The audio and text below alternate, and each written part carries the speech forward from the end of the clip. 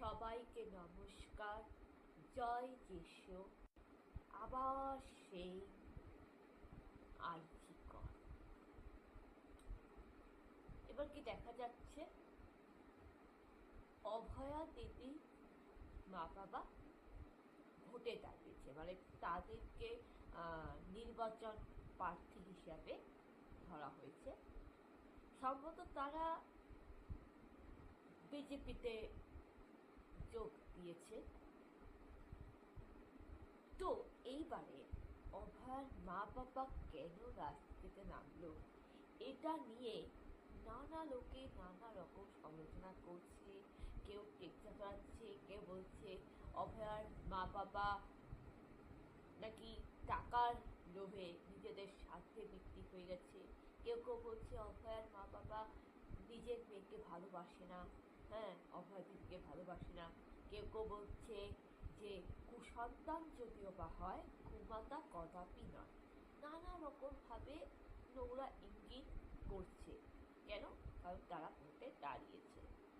এবং অনেকে বলছে যে সিবিআই কি করছিল, সিবিআই কেন বিচার দিল না। আবার কেউ কেউ আবার দিল্লি, মণিপুর, উত্তরপ্রদেশ এগুলো তুলে কথা বলছে। নানারকমভাবে নানা কথা বলছে। এই প্রসঙ্গে আমি কিছু সঠিক কথা আমি বলি এবং সঠিক তথ্য আমি বলবো। সেটা হচ্ছে, দেখুন, একজন মানুষের, সেটা আপনার হতে পারে, আমার হতে পারে, যে কোনো মানুষের ভারতীয় সংবিধানে 19 থেকে 21 নম্বর ধারায় নাগরিকের মৌলিক অধিকারে, সেই মৌলিক অধিকারের ব্যক্তিগত স্বাধীনতার কথা বলা হয়েছে। আর সেই ব্যক্তিগত স্বাধীনতা অভয়া দিদির মা বাবারও আছে। অভয়া দিদির মা বাবাও ভারতের নাগরিক। ভারতীয় সংবিধান, দেশের আইন তাদের ব্যক্তিগত স্বাধীনতার মৌলিক অধিকার দিয়েছে। 19 থেকে 21 নম্বর ধারায় আজকে মানুষ কাকে ভোট দিবে, কাকে ভোট দিবে না, আজকে মানুষ কাকে সমর্থন করবে, কাকে সমর্থন করবে না, মানুষ কোন দলে থাকবে, সেটা তার সম্পূর্ণ মানুষের পার্সোনাল চয়েস, মাই হবি। সেটাকে বলা হয় মাই হবি, ইংলিশে বলা হয় মাই হবি, পার্সোনাল চয়েস, তার পার্সোনাল স্বাধীনতা। তাই কোনো মানুষের উচিত নয় অন্যের পার্সোনাল স্বাধীনতায় নাক গলানো। অভয়া দিদির মা বাবাকে তার ব্যক্তিগত স্বাধীনতায় ঢুকে ব্যক্তিগতভাবে আক্রমণ করছে। দণ্ডনীয় অপরাধ। এই কেসে কিন্তু এদের জেল হতে পারে। কোন প্রসঙ্গে?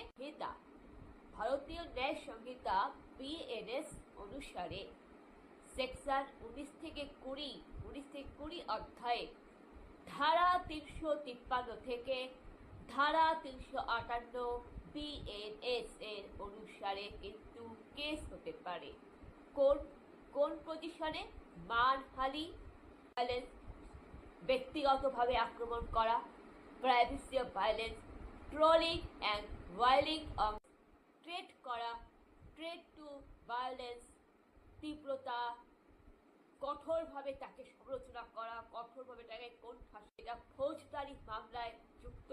সেই সেকশন 19 থেকে 353 ধারা থেকে 358 ধারা BNS এর মামলা চার্জশিট করা উচিত। তাদের বিরুদ্ধে ফেসবুকে, সোশ্যাল মিডিয়ার মাধ্যমে, ইউটিউবেরা অভয়া দিদির মা বাবা তাদের নিজের ইচ্ছায়, তাদের ব্যক্তিগত স্বাধীনতায় ভোটে দাঁড়িয়েছে বলে হিংসা করছে, ট্রোলিং করছে এবং নানারকম খারাপ নেগেটিভ মন্তব্য করছে।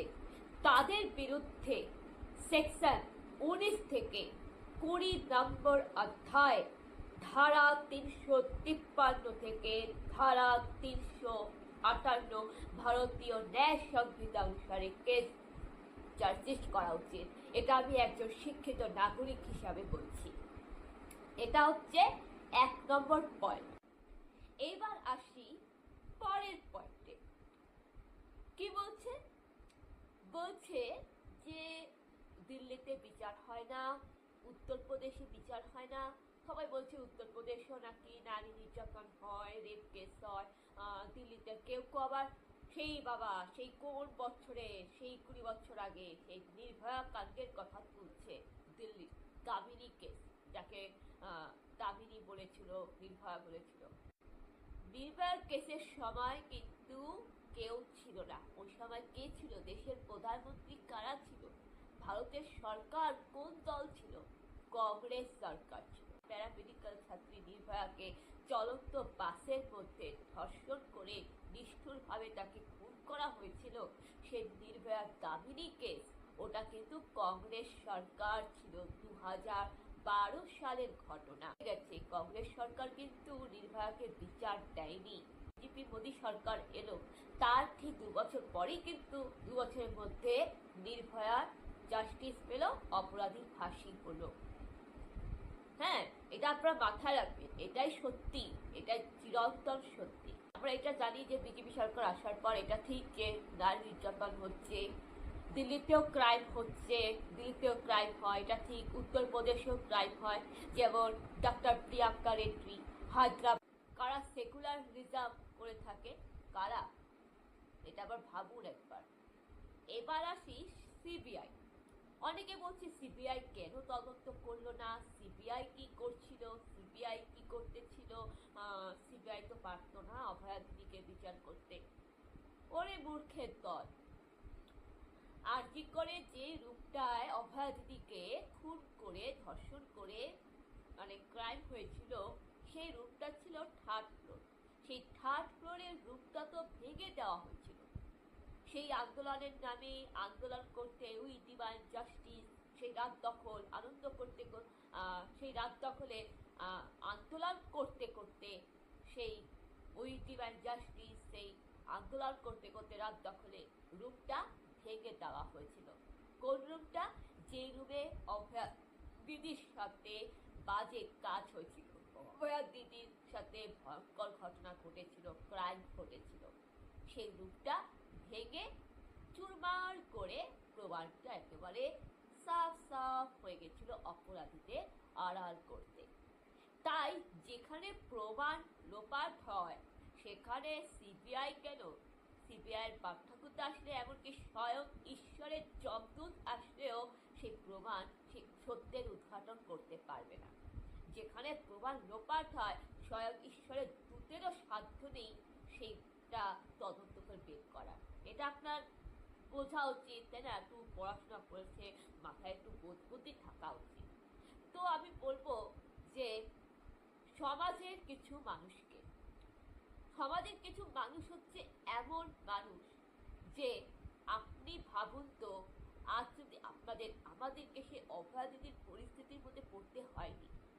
অভয়া দিদির মা বাবা আর আপনারা যারা মা বাবা রয়েছেন, আপনাদের কন্যা সন্তান রয়েছে, বা আপনাদের কন্যা সন্তান আছে কি নেই, বা আপনাদের হয়তো কন্যা সন্তান ছিল না, আপনারা হয়তো বন্ধ্যা নারী ছিলেন, আপনাদের মধ্যে কেউ কেউ নিঃসন্তান দম্পতি রয়েছে, বা আপনাদের কন্যা সন্তান, আপনাদের সন্তান আছে, বেঁচে আছে, ভালো আছে, সুরক্ষিত আছে। আপনাদের মতন মা বাবার সাথে অভয়া দিদির মা বাবার তুলনা করা চলে না।